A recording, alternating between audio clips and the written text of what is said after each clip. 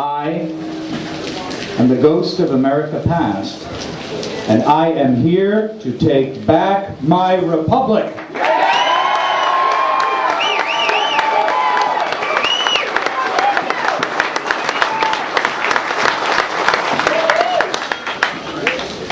Objects of the most incredible magnitude, measures that are going to affect the lives of millions, born and unborn, are now before us today. I look out here and I see a gathering of patriots.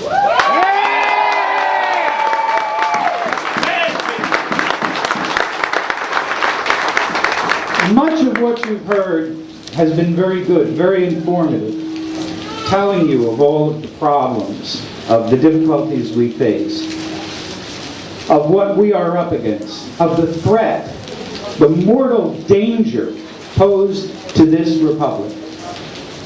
But where some people see apocalypse, I see hope. That's right. I see hope. Our God is marching on. We are the future of this country. We are the generation our founders hoped would be here when they knew the day would come, that it would be time to save this republic.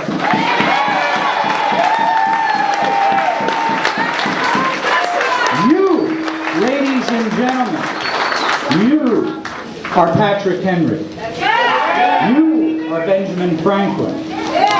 You are Abigail Adams. You are John Adams. You are the founding fathers of this nation, come back to save it again.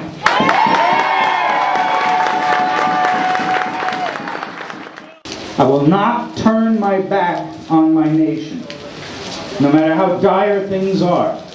So I ask that you do survive, because the days and the years ahead will be worth living for. America's best days are still ahead of her.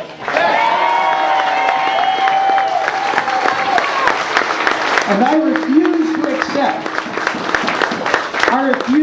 accept that we're on the edge of the precipice and that it's all doom and that forget about it. We're never going to stay together. We'll never stay united. It'll all fall. I'm not listening to any of that. Because the three men who trudged up this hill between two lines of Hessians, they weren't thinking about that.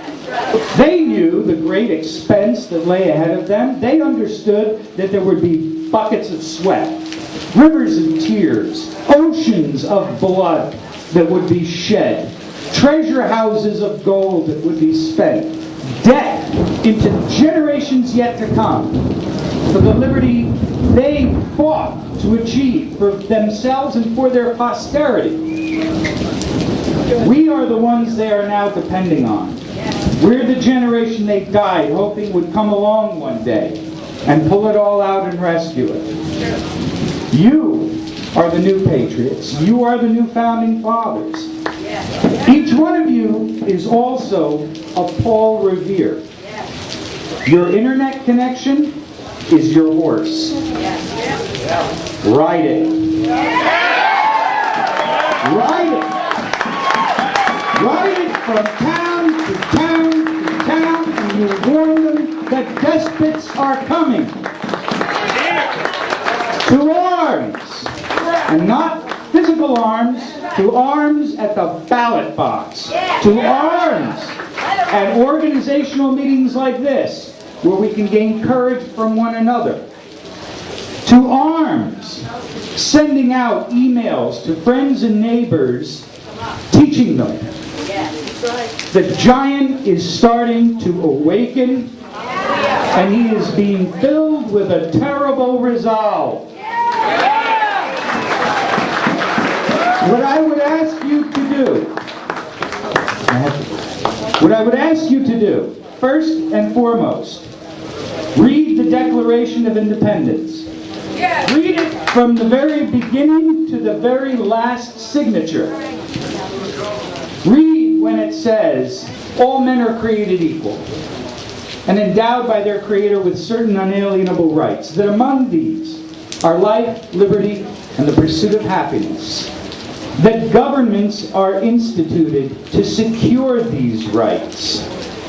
And that when any government becomes destructive of these ends, it is the right of the people to alter or abolish it.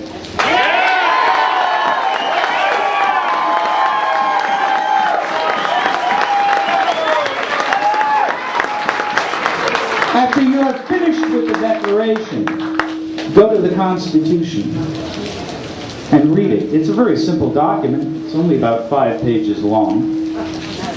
It's not nearly as complicated as some in Congress would make it out to be.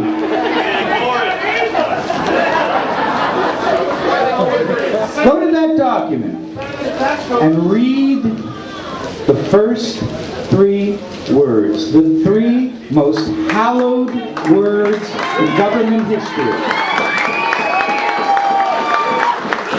Look at how those words stand out so boldly, so differently from the rest of the text. We the people. Not them, the government, not him, the monarch, not they, we the people. This is our government. This is our republic. When the Continental Congress finally dissolved, a woman asked him, Dr. Franklin, what kind of government have you given us? He said, a republic, madam, if you can keep it. If you can keep it. Well, the spirit of Dr. Franklin is with us today. I want to be able to say to him, Dr. Franklin, we will keep it.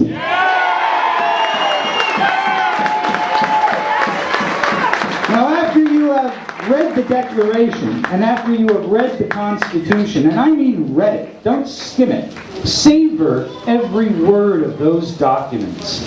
Savor everything written there, because you have the foundation for the single greatest form of government ever created in the history of mankind. When you've finished, start reading other things. I can think of nothing better. I know many of you have it.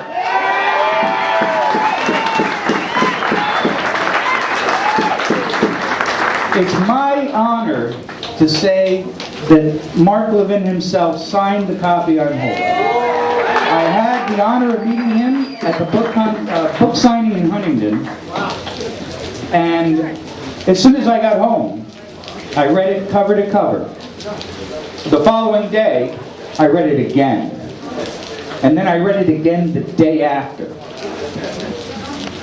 My goal is to try to commit the entire book to memory, if I can, because in this simple book, is everything you need to know to distinguish between liberty and tyranny. And that's what we're called upon to do today, and that's what I'm confident we will do, because as I said, I look out and I see Paula Revere's. And when this is over, the inspiration you've drawn from it, go to your computers, and then ride from town to town and tell the people, arise ye patriots to the hallowed cause of liberty.